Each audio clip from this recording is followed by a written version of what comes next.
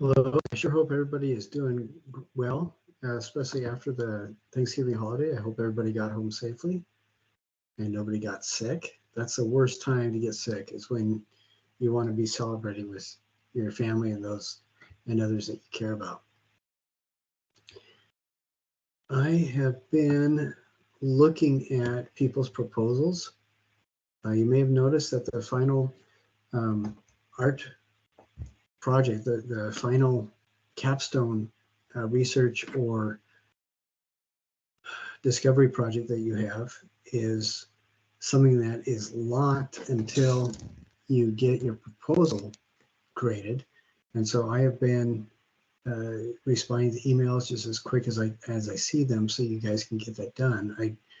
Please do what you can to get that done as early this week as possible, so that you can start working on final capstone project.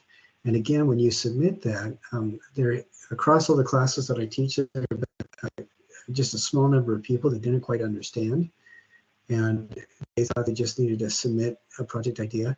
What you need to do, if you go to your modules and look up the final module, the final dash capstone or slash capstone project proposal in that module, you'll need to submit either a screenshot or a copy and paste copy of your and my email chain back and forth, where you email me and say, hey, I was thinking about this, and I say, yeah, that's great, or why don't you add something like this or this element, maybe trim it down a bit, it's only 10 hours, and then you write back and say, okay, how about this? And I say, yeah, that's great, and then you take that, and people have either taken a screenshot of that email chain or have copied and pasted it into a document and sent it to me.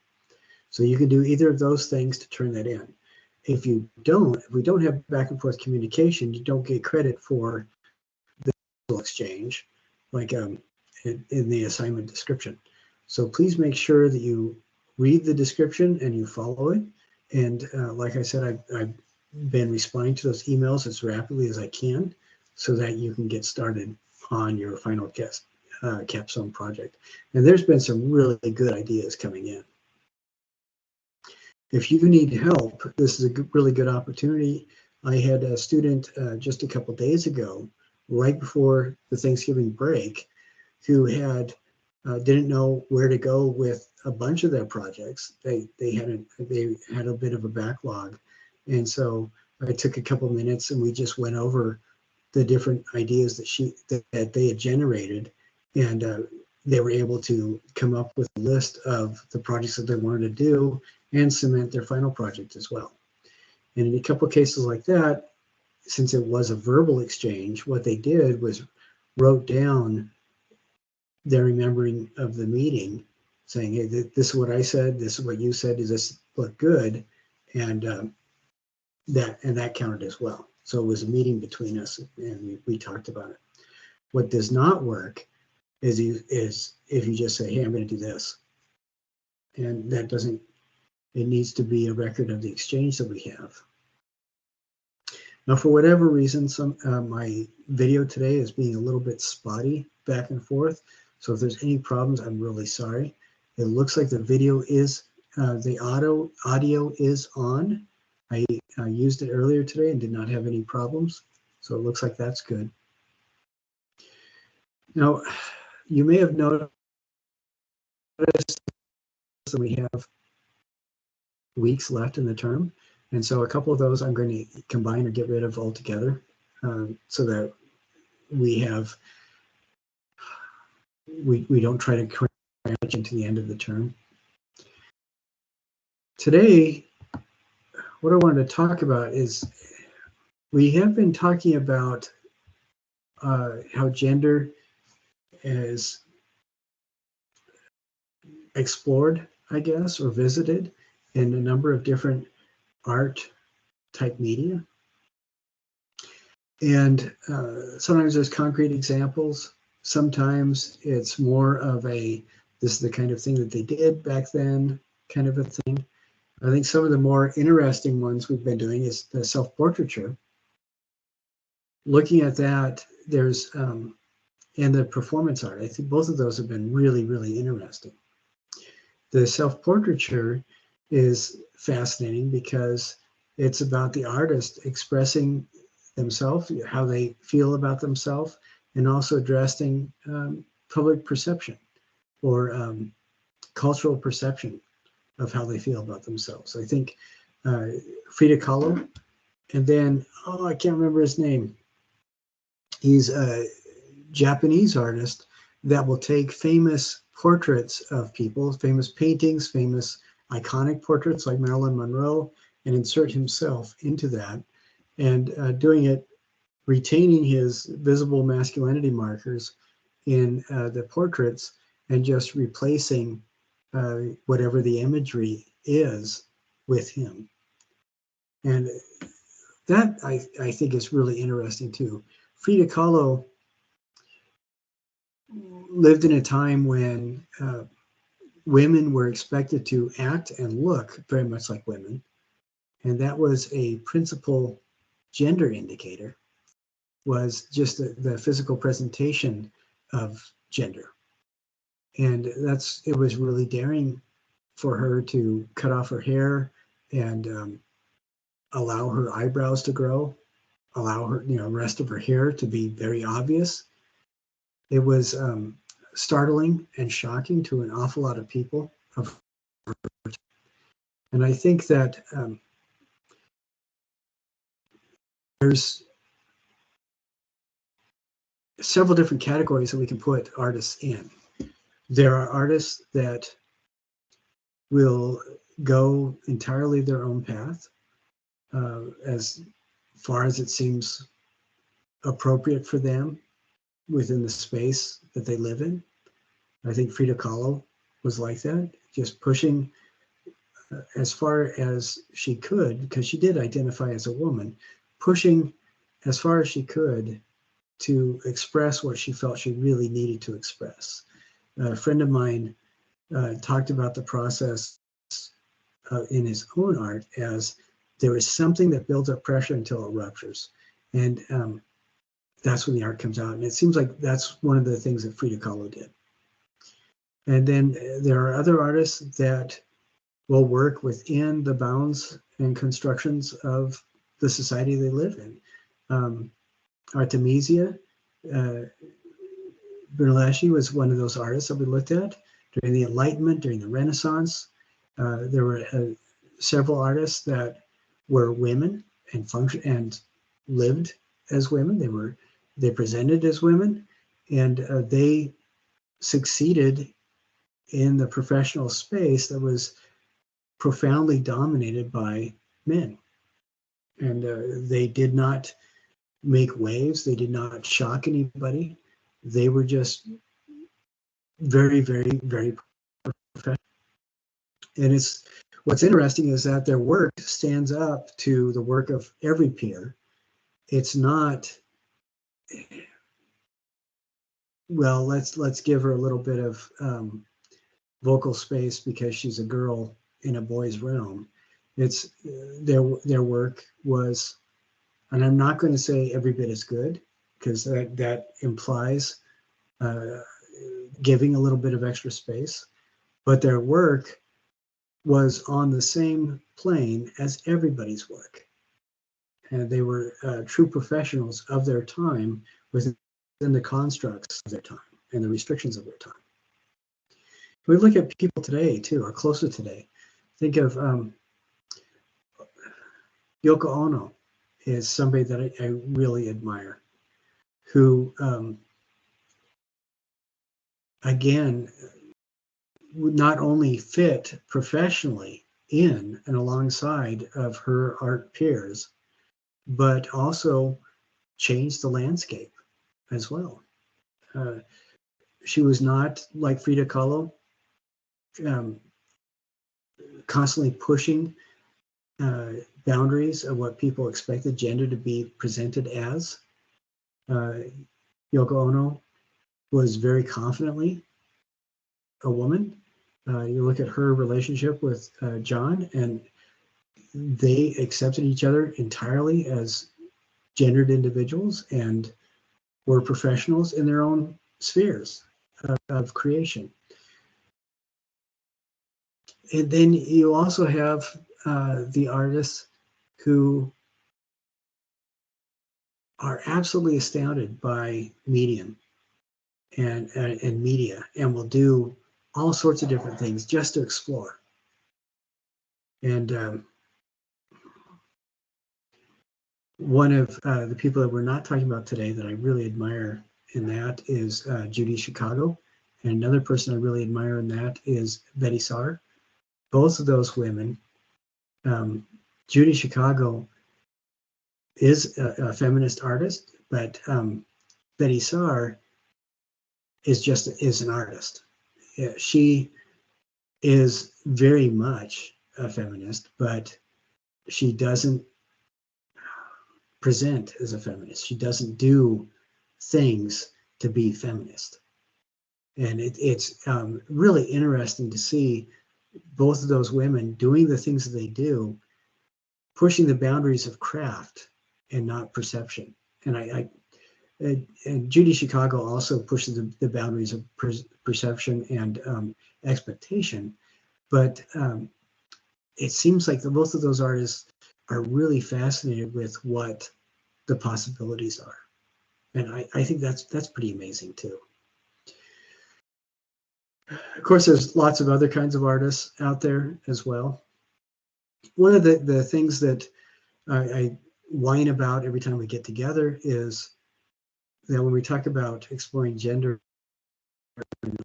almost always a conversation about representation, which I think is something that needs to happen. It needs to be an ongoing conversation, but I think it's pretty sad when that is the primary concern of our conversations. I don't know if you were aware of this, but in North America, and it's pretty well indicative of most of the world, in North America, 87% of all gallery artists are men. That is 22 out of every 25. What that means is not that women aren't as good. What that means is that the expectation for professional quality work that will retain its value over time is heavily weighted towards the male gender. And I think this might be indicative of a couple different things. And if you want to do a research project about it, you're welcome to. I think that would be fascinating. I think that a big part of that is cultural expectation. The momentum of our cultural expectation in the West for the last several hundred years has been that women are Penelopes and men are Odysseus, which means that men are the ones that go out and earn, and women are the ones that manage the homestead. What is interesting about that is it means it's socially acceptable for men to experiment and be the entrepreneur in business as well as art. And so generally are expected to be more safe. And that reflects, I think, in the fact that a lot more men are represented in galleries than women, because a lot more men are the ones that are accepted as being entrepreneurial in the art space, or being the ones to, it's more acceptable for a man to experiment and be professional in the art space. I don't think I'm not talking about right or wrong, but that seems to have been the trend for a significant amount of time. I think most of us can name on one or two hands the women that were pushing boundaries in the art field, like Hilma af Klint, who defined abstraction, Camille Claudel, who was a sculptor that worked with Auguste Rodin, and Mary Cassatt, who was one of the defining impressionists. But I mean, those are 3 women out of a field of how many dozens of men. Hannah Hoch, who was one of the definers of Dadaism, was 1 woman in a sea of a dozen in that first group.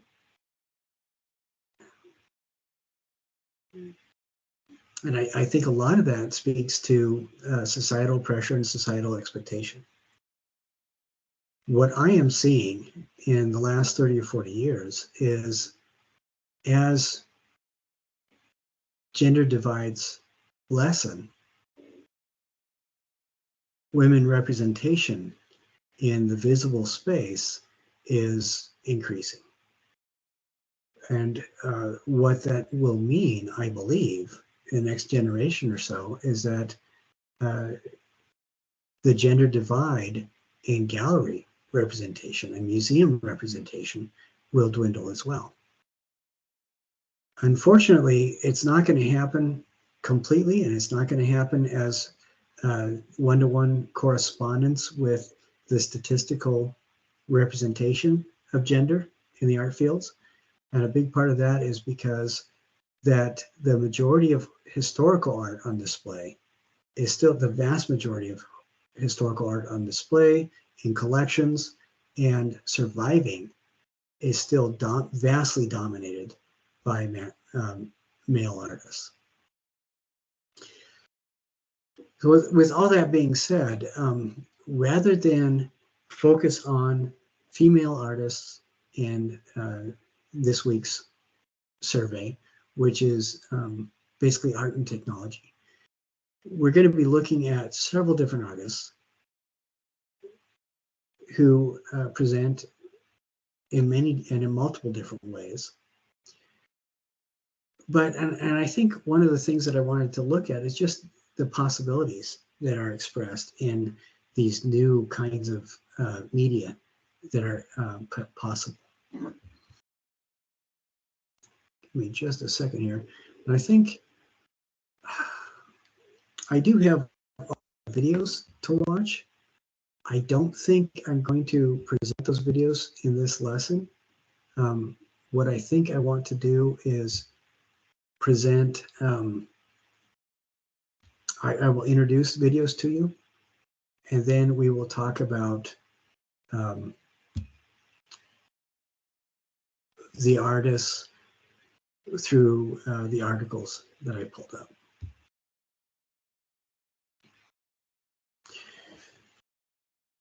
Now, this article is Technological Art and the Borders of Sexuality and Gender in Taiwan. And this is a case study. What is fascinating to me is, I don't expect you to read this. I'm not going to really share it with you. You can find this if you want to. What is interesting to me is, as accessibility to art becomes more broad, as the media that people use for art becomes more accessible, then the potentials for expression expand and the expressors expand as well. I'm not talking just about women in the arts, of course. We're talking about people that expresses every gender in the arts. And I'm hoping that you can see this. It shows me that you can. But this is an artist named Stephanie Rond. And Stephanie Rond talks about gender, street art, and the impact of creativity. And I think this is about an 11-minute talk, and I think it's really worthwhile. But she talks about some of these ideas that we deal with. And it's not just about women expressing themselves in the art field, like I've said. Now, this, I think, is really interesting. This is the intersection of art and science. I did want to share this a bit. Hopefully it will show up. Okay, looks like it will. It feels like we're sleepwalking through our lives. Okay, we get all caught up in the demands of the day, riveted to our phones, and we forget to look up and look around and see all of the beautiful nuances happening around us all the time. I'm sorry about that. My computer is a little bit wonky right now. And so for the and the screen doesn't always sync. So we'll keep going. Innovation hinges on our ability to see things differently, breaking boundaries and looking between the lines in an effort to solve some of the world's greatest challenges.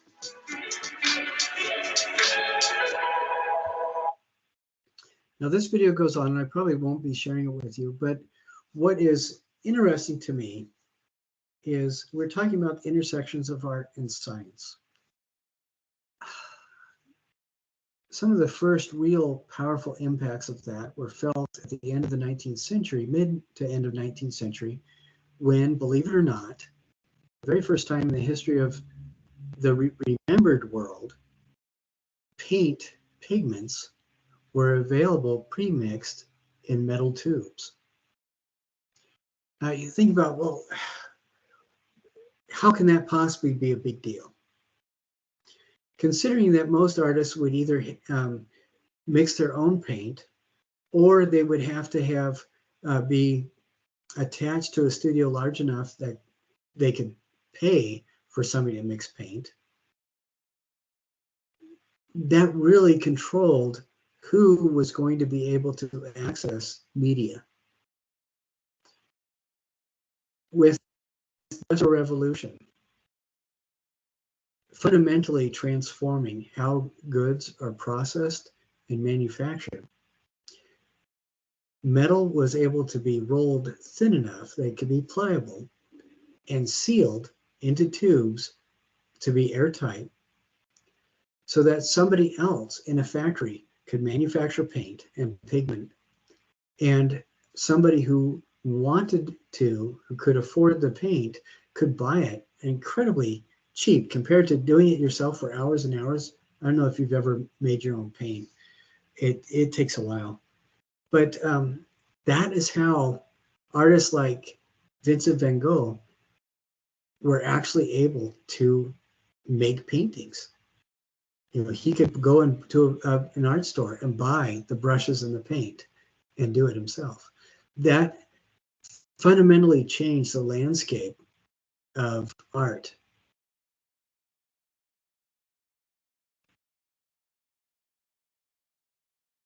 So when we talk about the intersection of art and science, it's not just today. This short little clip of the video you saw insert digitalized animation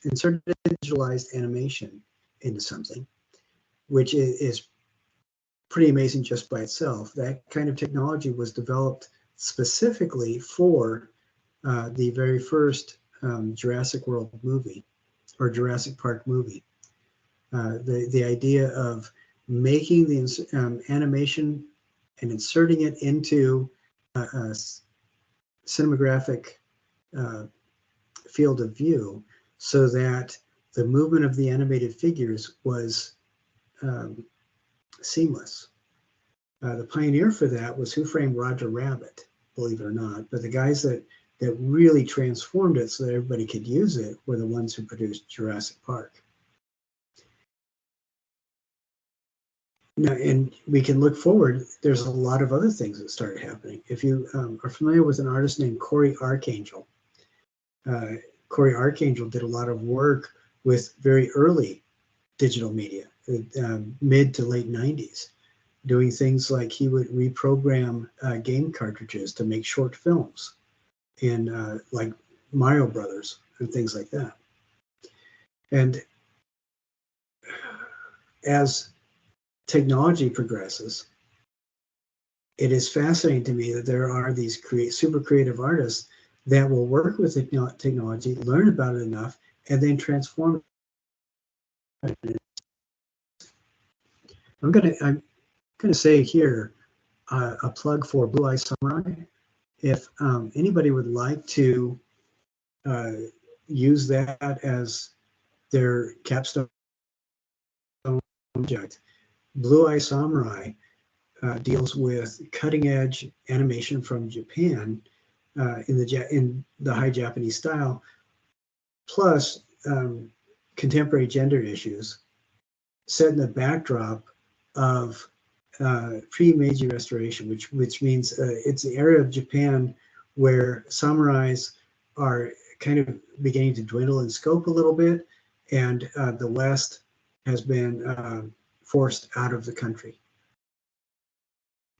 So, and it's really, I don't know if there's 8 or 10 episodes, but it'd be worth, like, if you wanted to do a survey of that and connect gender issues with and gender awareness with the high animation style. That might be kind of an interesting intersection. But this video talks about how artists are using technology in a number of different things. I don't know if you've seen the programmed water fountains in like Las Vegas with the light shows and stuff like that. That is an example of how artists use technology. It makes water dance, but it's an awful lot more than that. We're also talking about video artists. We're talking about animation artists, about people that are using sound. And this is not just women in the field. This is a lot of different people latching onto these kinds of technology, this technology umbrella, to speak in a way that they have never felt free enough or been able to before. And there's a lot of incredibly cool stuff with that.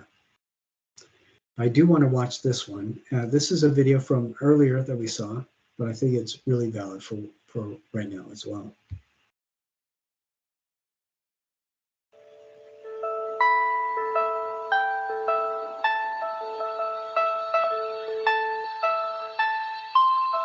In this new series of short films produced in partnership with Google, we look at some of the big ideas that have shaped contemporary art in recent decades and which continue to resonate with artists today.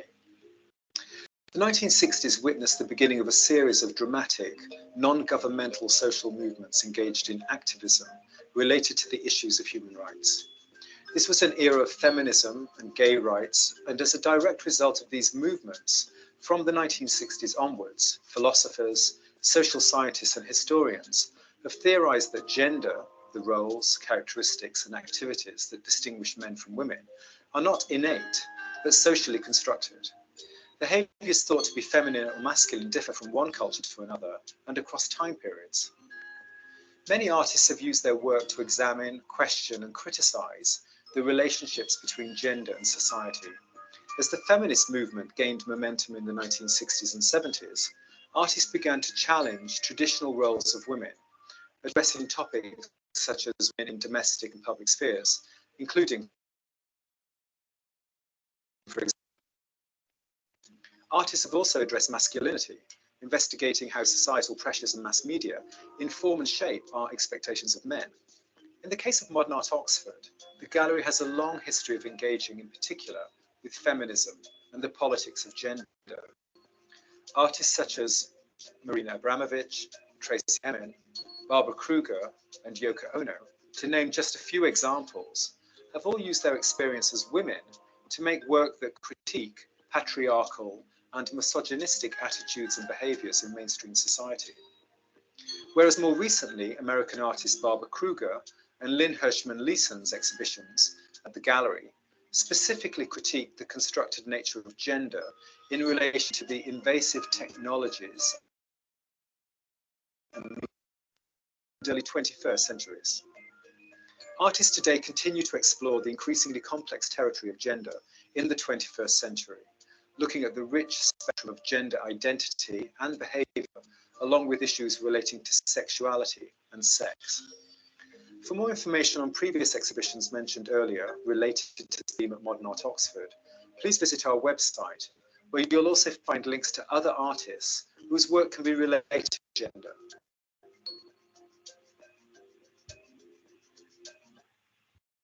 I think that's people too, that when in this class, when we're talking about things, sex is biology and gender is presentation. And as we looked at about a month ago or so, those ideas of presentation are really fluid. And it is Oh, I have this one twice. It is really fluid, depending entirely on the culture. If you remember, the archaeological record shows that men wore dresses in Babylonian times, and women are the ones who wore pants.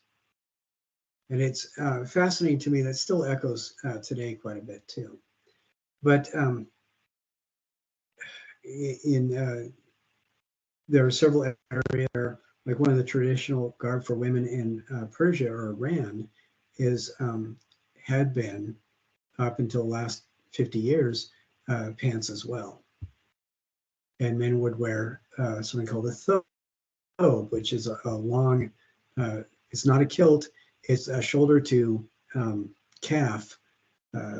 It's now called a shirt, but it's essentially a dress. Now, this is another short film that I thought would be worth looking at. One of the things that we see today as well, I don't know if you've ever seen the movie Tuong Fu, Thanks for Everything, Julie Newmar.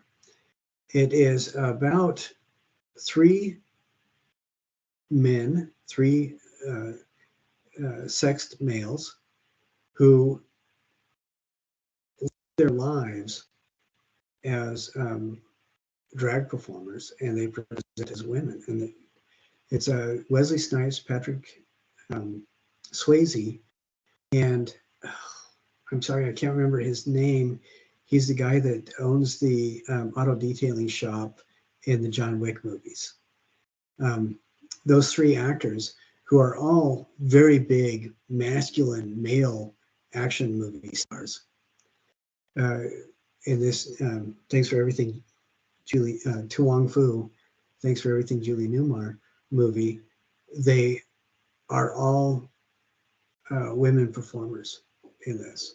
And that movie came out quite a while, several years ago, but in the last 5-6 years, we found that it is becoming more and more appropriate and acceptable for people who are sexed as men to perform as women. And sometimes they will take on a woman persona, and sometimes that is just their performance.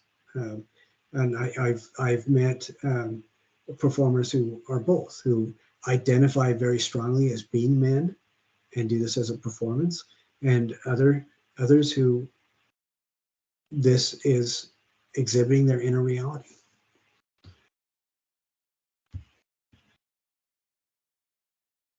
The field of artistic production offers people many opportunities to rethink what we mean by the body, how the body is in relationship to social relations, and futures of embodiment.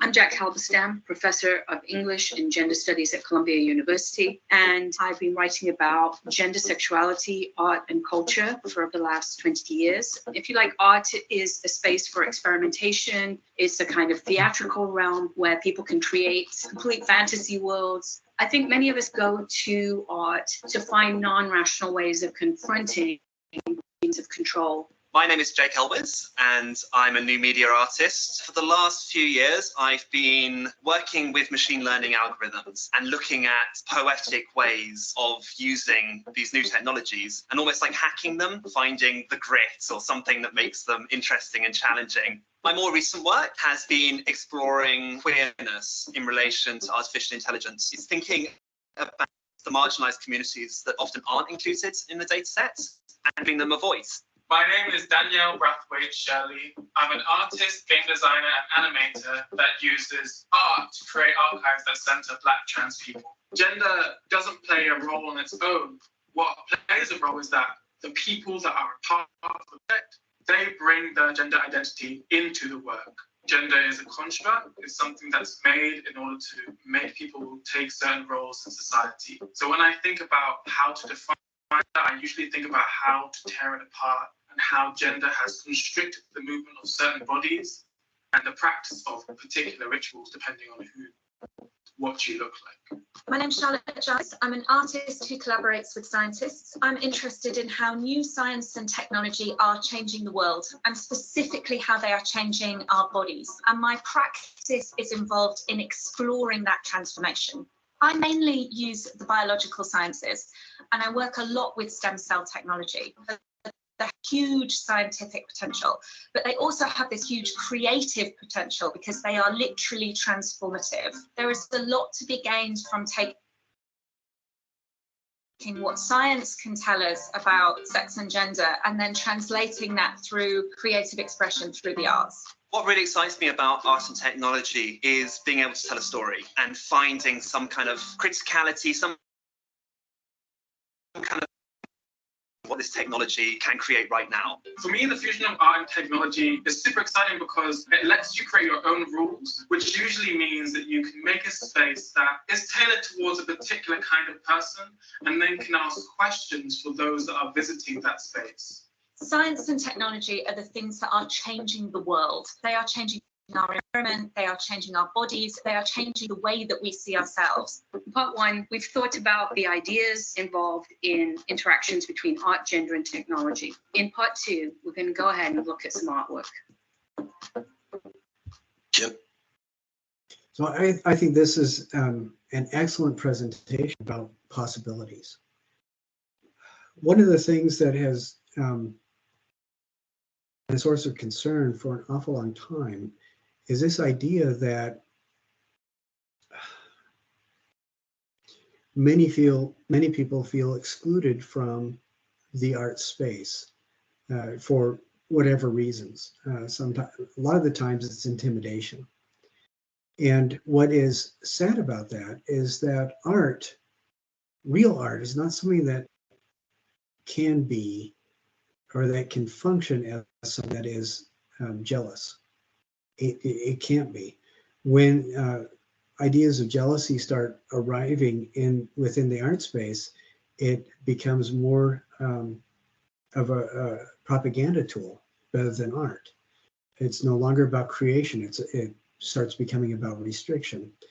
And art is such that not only is every voice welcomed, every voice is valued. And so the idea that technologies are developing so that a broader spectrum of people can be their authentic and true and honest selves and express that in their art is rather exciting. I don't know how much that has been possible before now. When you go back to ancient Egypt, you had a very strong idea of masculine and feminine that was expressed very specifically in very stratified ways in the canonical expressions of human form. And today we get to a point where I think more and more people are recognizing that gender, the expression of gender, is not something that is fundamentally natural or scientific. It's fundamentally cultural. And that's really interesting to me, that the possibilities are rising where more and more people can be their honest self. I agree that with the Dalai Lama when he said that the biggest need of today is for people to apply critical thinking. I think that's absolutely true. But I think along with that, honesty plays a huge role in whether or not we can apply critical thinking.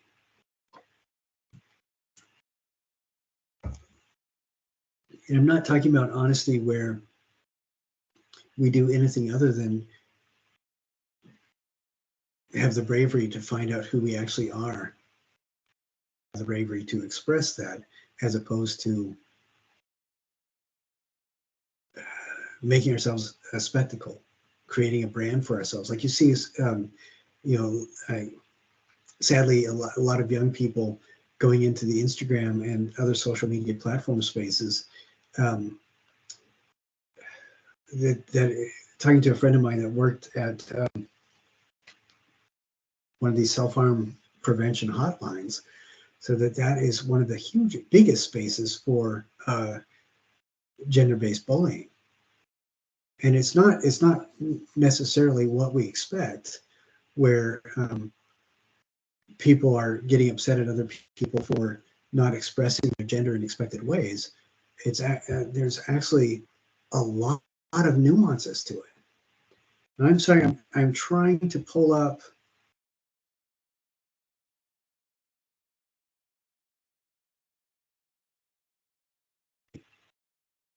I don't know exactly why that is happening. So we're going to get out of this screen for just a second. And I'll until that pops up, I will talk about what I'm hoping to see. There are a number of different artists that I want to look at today, this week. And they're not all women artists. They're not all trans or any other label. These artists are just artists doing different things and expressing themselves. And some of these artists identify themselves as men. Some of them identify themselves as women. Some of them identify themselves as flexing. So there's lots of different possibilities and potentials. And I think that, again, that's one of the dangers as we explore expressions and possibilities of gender in art is I think we need to be open to multiple expressions. And I think that opens the door for profound understanding of multiple sets of views.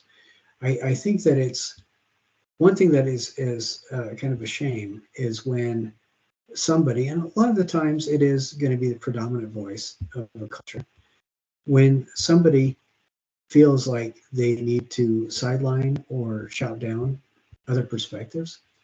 I think that's really sad because, like I said, every perspective is not only needed, it's necessary. I mean, it's not only welcome, it's necessary. I wanted to share this. This is Namjoon Paik. He is an American Korean. And the artist's work does a lot of straddling between nature, evolved nature, and technology. And I think it's really interesting as we start coming into this world of something called transhumanism, which I think it'd be really good for you to look that up and find out a bit more about it. Transhumanism is when technology is embraced so much that it becomes indistinguishable from the identity of an individual. It becomes intermixed with the biology of the individual. And a lot of the times when we insert technology into our lives, even though we become really comfortable with it, it still is separate from us. And transhumanism is moving beyond that separation. The technology is no longer a thing. Technology becomes an extension that is as welcome to our psyche as our fingers. Namjoon Paik is, among other things, a musician. But he also works a lot with video art. And he's done some really fantastic things with video art. Let's see if any of these videos show up. Okay, here we go. This is something produced called Video Buddha. And with my computer being what it is, I just want to show you just shots. I don't know if I'll be able to show much, but it's essentially a screen of a video of Buddha contemplating himself or itself. Sometimes, most often, Buddha, the avatars of Buddha are male, and sometimes they are female, and sometimes they're right in between, which I think is fascinating. But this idea of Buddha contemplating an electronic image is fascinating. And he does other things like this as well. Dealing with, like, this is something called the electronic superhighway, where there are cameras from every state in the United States that show just streams, ordinary street scenes from these different states. And I think it's fascinating because it's a weird installation if you're not prepared for it. But once you start looking at it, you start realizing what's going on. It's not a statement of, but more an awareness of how much we've embraced the technological presence into our lives. Now, this artist, I really appreciate. This artist is Lynn Hirschman, and the artist has created a persona, Roberta Bretmore, where the artist may very well have been born male, but presents male and performs as female. And what's funny is that this artist will also hire other actors to present themselves to present way. This artist may also be sexed as female, presenting as male, who is performing as female. And that's what I like about Lynn Hirschman Neeson, is that you really don't know. It's not a stable, comfortable relationship that you have with this artist's gender.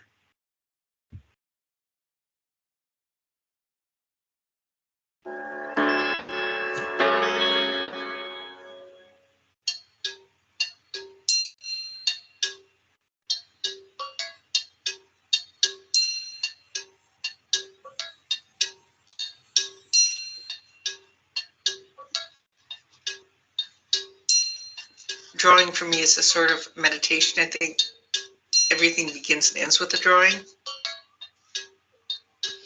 Whenever I do a project, I draw it out. So it's kind of a basic language, and then I do some things in between. It's all about collaging. A lot of what I do as being an artist is creating a voice for myself, because I didn't have one for so long. In 1965, I got pregnant. In the 5th month of my pregnancy, I was having trouble breathing and came down with a heart condition called cardiomyopathy. I went into heart failure. I was under an oxygen tent during my pregnancy in a hospital. I was unable to walk or to do anything for many, many months. When you are experiencing the threat of death, you become so aware of time. And that's really a gift to become so sick early in my life. It made you value the time you had and the fact that you can't really waste time.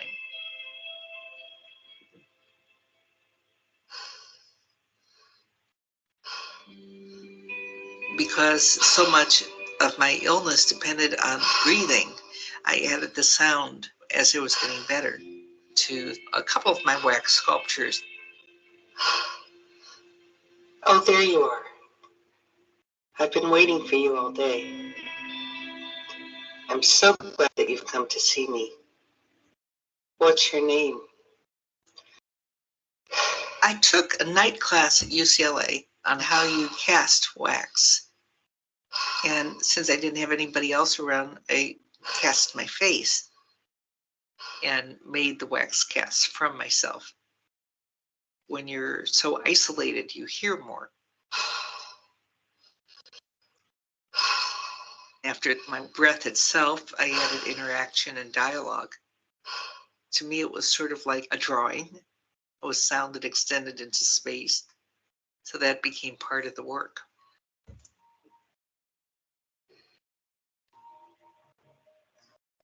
In the 70s, women artists were just becoming aware of how they were made invisible. The early challenges were getting somebody to show my work, and nobody would. Eventually, the University of California at Berkeley invited 3 women to have exhibitions, and I was one of them. But they wanted to show only my drawings.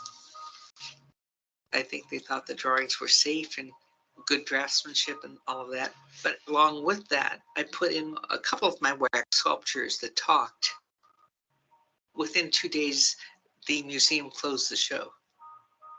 They said media isn't art, sound isn't art, and they completely closed the exhibition down.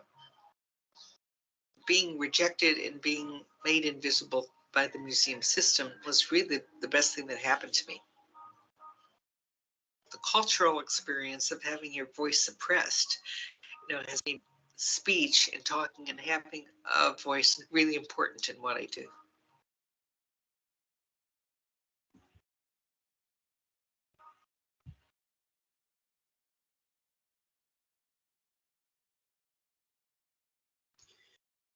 Now this artist is named Cao Fei, and what is fascinating is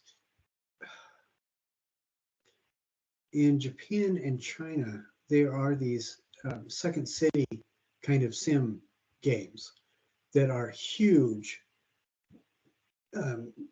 multi-faceted, extended play virtual communities. And this artist designs cityscapes as environmental constructs within these games, among other things. I think it's absolutely fascinating.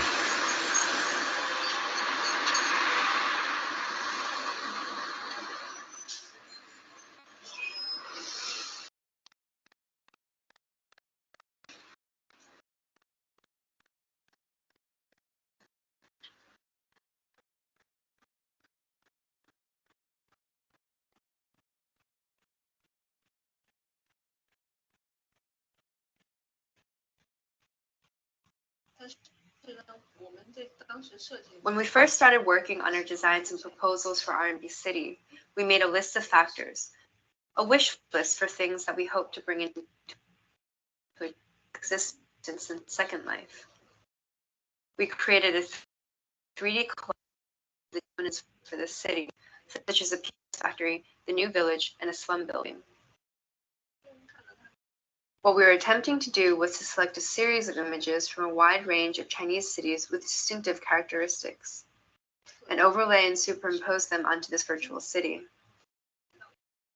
We would then turn this model over to the builders of Second Life, our virtual architects, so that they could reload the 3D model back into Second Life.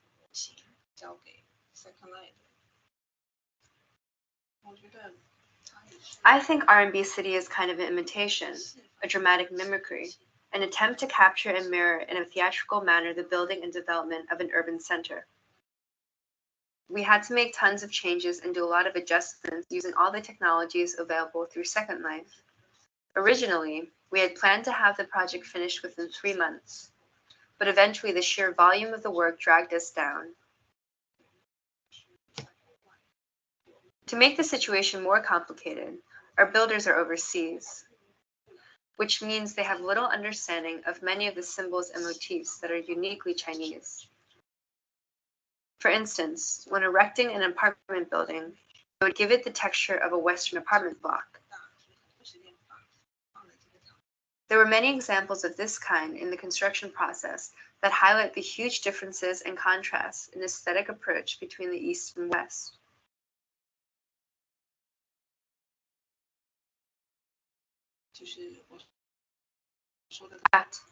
I now realize that RMB City is somewhat like a traditional Chinese brush painting in the depiction of the towns, the hills, the mist clouds, the people, the skyline above, and the earth below.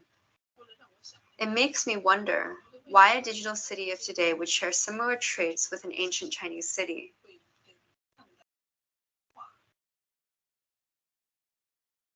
I have a feeling that perhaps we had grown up with this aesthetic sense imbued in our blood, that had always been part of our upbringing without our realizing it. And when you look at the world and then design your own new world, unconsciously you use this intrinsic and built-in system to do your plan accordingly. In retrospect, I realize that I have always been looking for these connections, the differences and similarities between the past and present, the Asian and the Western.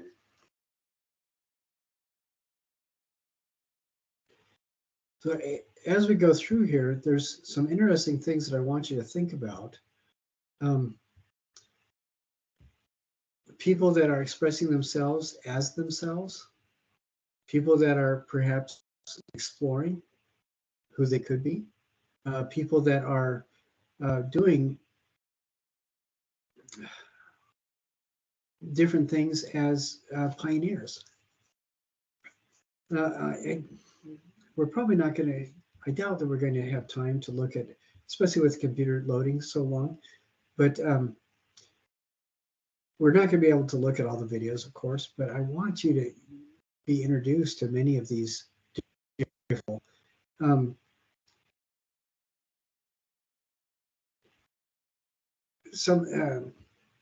Sterl is a German artist who deals with sometimes really strong and startling imagery. And I don't know if you know who Barbara Kruger is, or if you remember who Barbara Kruger is. We talked about that earlier. But Barbara Kruger is a woman artist who was an editor for Vogue and does a lot of these presentations combining photography with magazine style fonts, and have some strong messages. And Guido Sterl does some things that are along those lines, where she will take properly accessible media and use that as a format to present sometimes some really very strong messages. One of the videos that she had that I thought briefly about sharing contains a naughty word in it, and I'm surprised got past YouTube censors. But I would spend some time looking up some of her stuff. She deals a lot, particularly with how we perceive the world's lack of perception of ourselves. So ways to be invisible. She has another one where it's a didactic video on 51 different euphemisms for disappearing. And she talks a lot about the individual trying to find their place in society, in a community that does not recognize their personhood, which I think is really fascinating. Oh, we're running. Okay, here we go. Now, Ryoji Ikeda is a composer. And I don't know if you've heard the phrase soundscape, but this individual will create environments with lasers and sound that really transform how the individual interacts with a volume of space. And this is their website, where there's a lot of really interesting stuff going on, but I selected a couple different videos to share with you, which are not loading right now. And most of them are 5 to 10 minutes, I think. And there's some really fascinating stuff there. Some of these Japanese new media artists are really pushing that comfortable boundary that we have in the West that separates ourselves from technology. Like that earlier when we looked at where, half technology, half the question is half technology and half nature, and half isn't bad. And I mentioned transhumanism. This individual will create visual landscape There are different ways of recording or presenting sound, for example, the sound of an environment, or scans. They'll present different technologies that show how how a body is scanned, and what different parts of them, like this right here, this may very well be an anatomy lesson where it uses a different computer style format printout of a human form. It could also be different ways of showing visually a room or an environment. So the person does some really fascinating, very fascinating stuff. And Sharon Nishat is one of my very favorite artists. For me, she's right up there with Betty Saar and a few others. She is somebody that she was born in Iran. After going to school in the U.S. and trying to come back, we have the deposition of the deposing of the Shah of Iran, the institute of the present theocracy. And she really did not feel, she was not safe to go back to her home. And that has been for about 45 years now.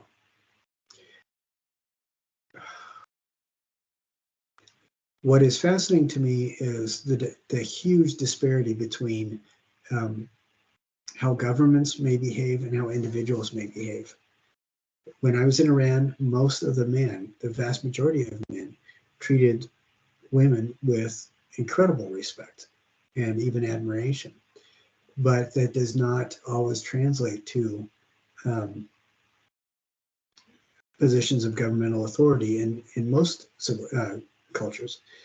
And what happened when the Shah was deposed is that there were roving gangs of people that were labeled as morality police. And this is, I'm getting this as anecdotal instances shared with me by people that lived through it and are here now in the West, and other people that I met that are here.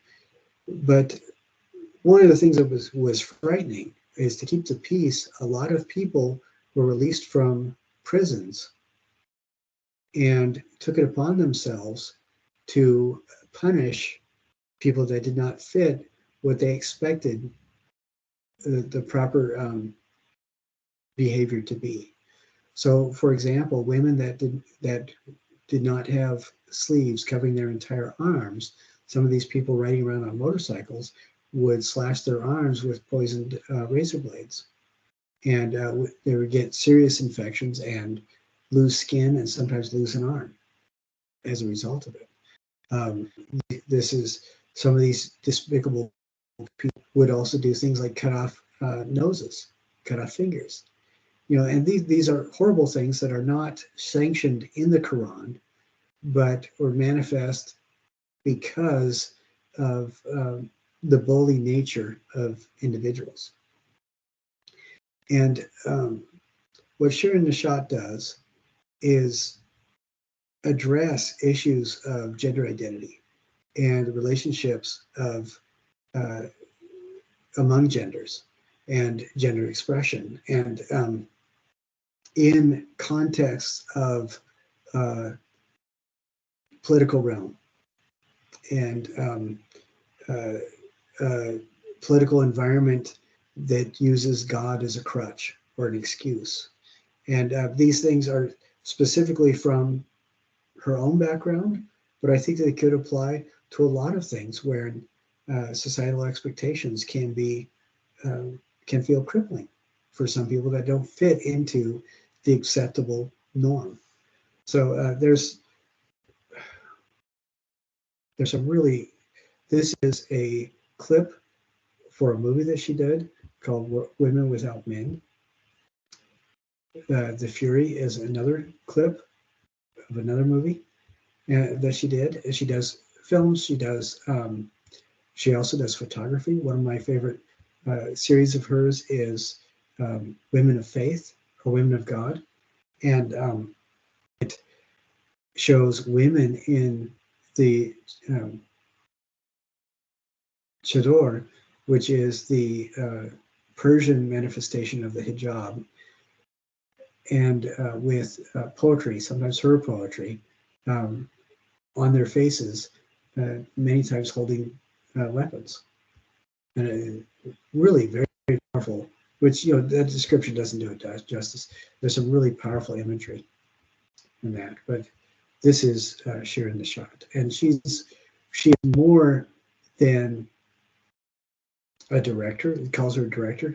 She does an awful lot of stuff, and it's fascinating how she uses contemporary technology to express in a way that you can take as either gentle or incredibly confrontational and powerful in the exact same image.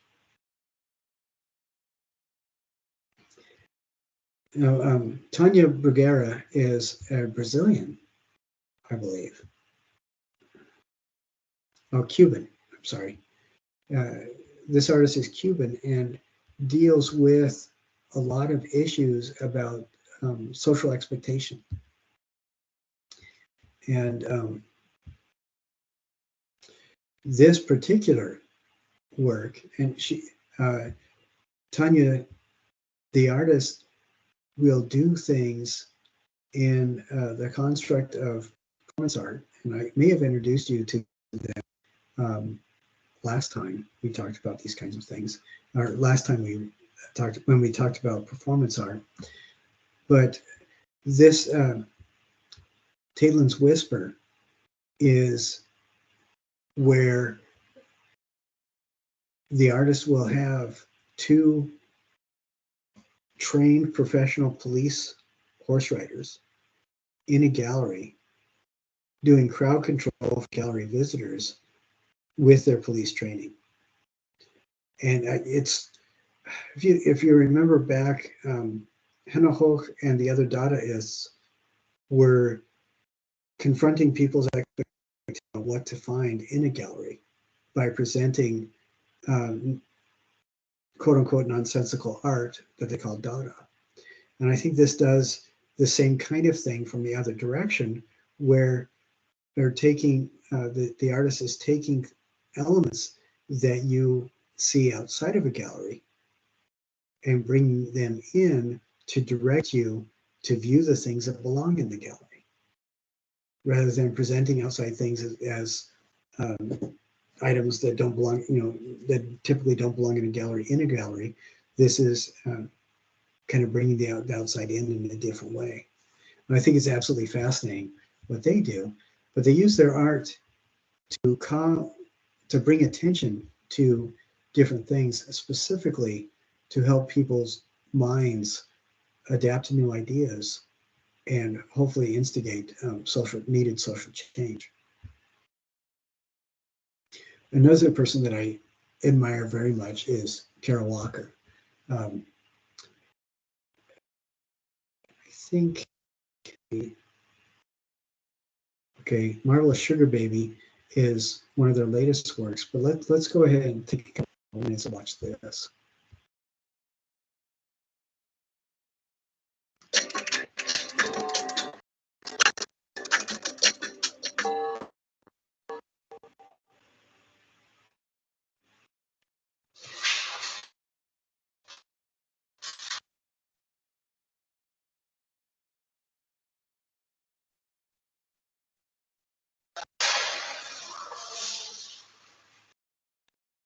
Okay, I think I'll probably need the ladder moved over a little. You know, I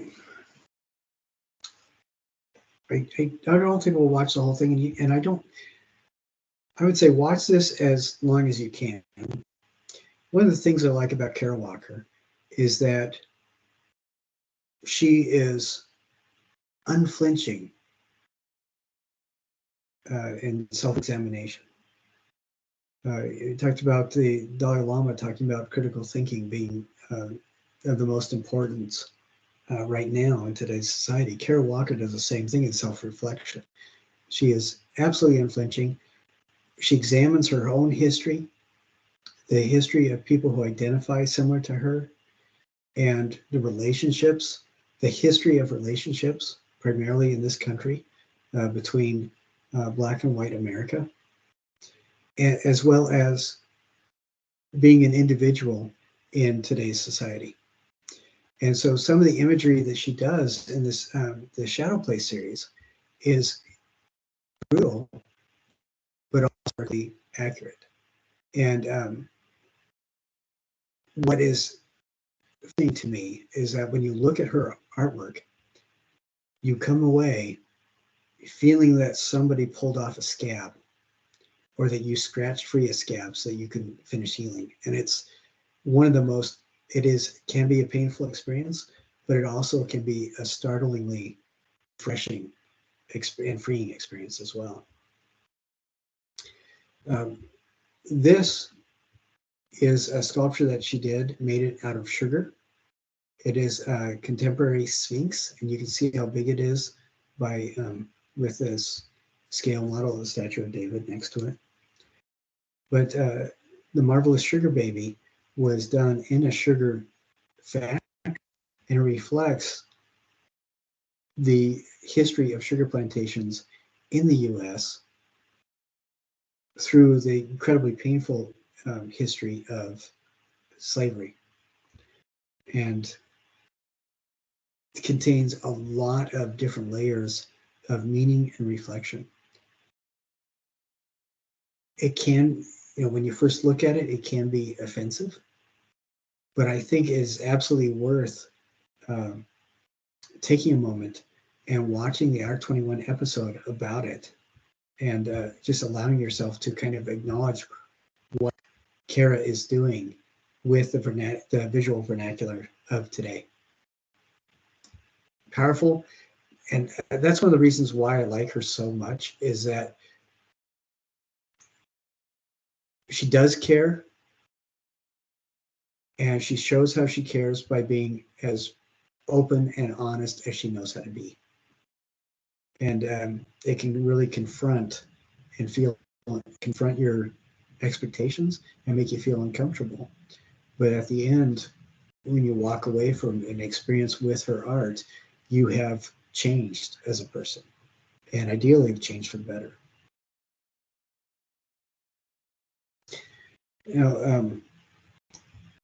Tony Osler, one of the things that is amazing about this artist is that they started working with new media and tried to become comfortable with it as a mode of expression as rapidly as they could. And what is very cool is that what this artist pioneered has become something of almost a meme in social media driven animation. And it shows up in science fiction shows, it shows up in future shows, it shows up in SpongeBob SquarePants, where this individual will take something that serves as a construct for a face, and sometimes it is a portrait of a face, but Tony will manufacture an identity, a flexing identity, by parsing out expressive elements and projecting them into that construct that doubles as a face or a head. And so this is one of the more famous kind of ideas, where take one eye and another eye and a mouth, which are the most expressive elements of a face. And sometimes the eyes, the right eye will be the right eye, left eye will be the right eye, but sometimes they'll switch, and sometimes the mouth will be turned upside down or side. And it's really fascinating to me, because this artist is forcing you to confront the idea that, or the ideas that include things like we have to wear different masks as we relate to different people, or as we perform different functions in our society or our culture. We are aware that different people project their own perceptions onto us, and our identities in their eyes sometimes are manufactured by them as they reflect their own perceptions and expectations onto us. And a lot of that is going on with this perception of digital media. with this use of digital media. I think it's fascinating.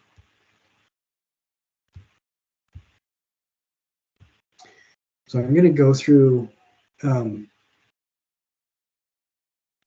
see, this artist is really, Lin Jianmiao is amazing. This artist will use all sorts of different ideas about digital media, 3D printing, high fashion, and blend them together and create these worlds that are just absolutely astonishing.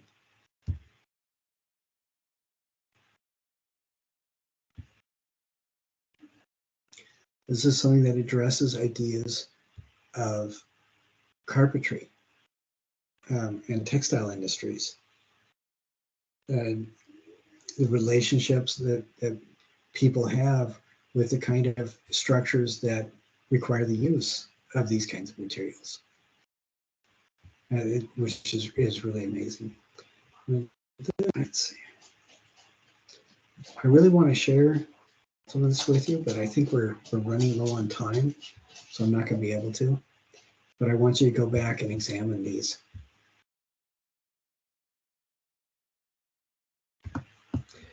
Now, Aja Lisa Attila is somebody that I think has, this is short enough we can watch it. I think that this artist is really pioneer of video technology and art cinema. Not cinema,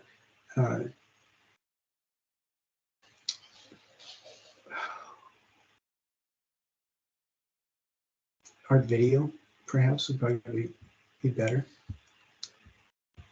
And there's a number of different projects that this person has done that are pretty amazing. But I want to share this with you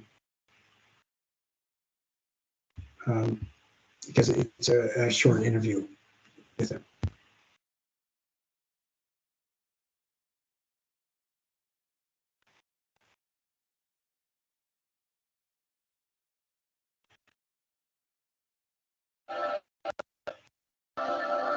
My name is Aja-Lisa Ahtila. I live in Finland and I'm making video installations and short films, which I myself called human dramas.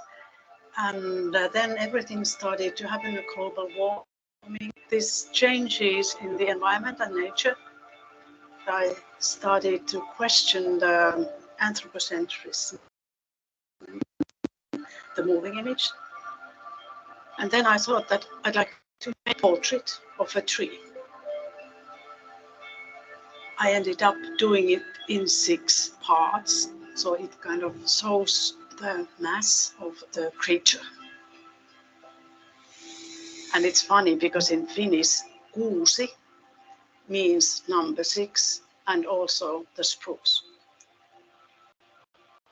And when we went in the morning, it was complete calm, but then the heavy wind started blowing. And I really kind of like it that it's windy, that you can really sense it, that it's a living organism, it's moving and it's breathing and it's there longer than we are.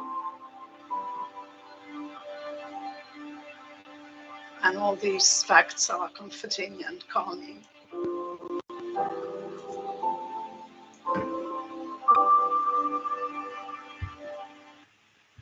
So I think that that's really interesting. And because this artist is using their medium to explore avenues that are so consistent with our understanding of art that we don't even think to question it. Like, you know, the anthropomorphocentrism of, or the human-centered nature of video art, like we saw with that other artist, Tony, is based on the human form. And Aja started taking portraits of other things than human, which I think is absolutely fascinating. Now, the last artist I wanted to look at, hopefully this will show up. Let's see. Tabaimo. Tabaimo is an artist that works quite a bit with technology, video technology and anime, and does some really amazing things as well. We'll watch. It's only a minute long, and it will be the last thing we look at.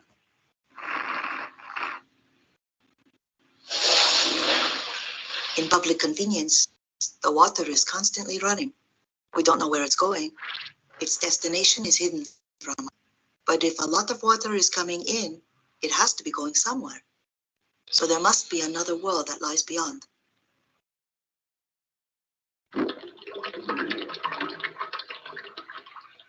In my work, the coming and going of water is a way of envisioning a world beyond this one.